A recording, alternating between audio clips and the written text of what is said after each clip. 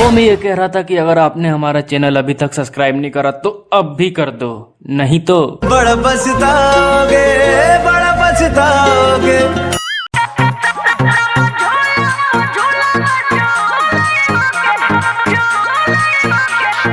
DJ Amit Tiwari recording studio राजा सोनवर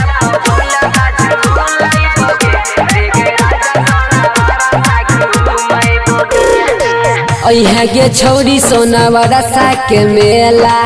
तोरा खिलैबो chow mein चाटयो र छोला गे अइहा गे छौरी सोनावरा साके मेला तोरा खिलैबो चौमिन चाटयो र छोला ओ देवी मैया के दर्शन करइबोगे रामा झूला प झूला बा झूलइबोगे हे गई राजा सोनावरा सा घुमइबोगे रामा झूला प झूला बा झूलइबोगे हे गई राजा सोनावरा सा घुमइबोगे।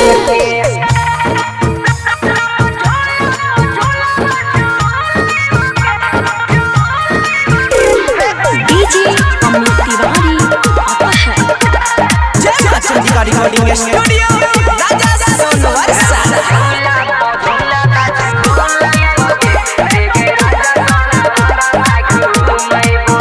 मिलइहा दुर्गा माई के पौनो डाला में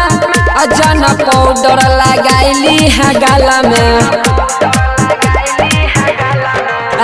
मिलइहा दुर्गा माई के पौनो डाला में अजन पाउडर लगाइली है गाला में अगला गप्पा तोरा खिलइबोगे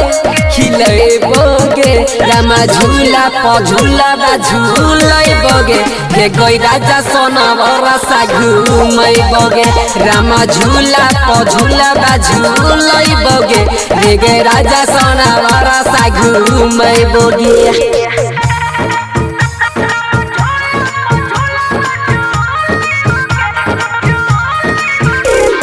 DJ Amit Tiwari recording studio राजा सोनवर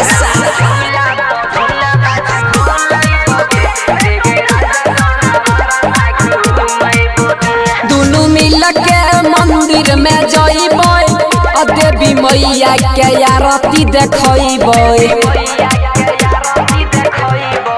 आ दुनू मिल के मंदिर में जइबै आ देवी मैया के आरती देखइबै आ राइटर अजय से तोरा मिलइबोगे रामा झूला प झूला बा झूलइबोगे हे गई राजा सोनावरा सा घुमइबोगे रामा झूला प झूला बा झूलइबोगे हे गई राजा सोनावरा सा घुमइबोगे। आगे मान ली है सूरजा के बात आई जो सखी के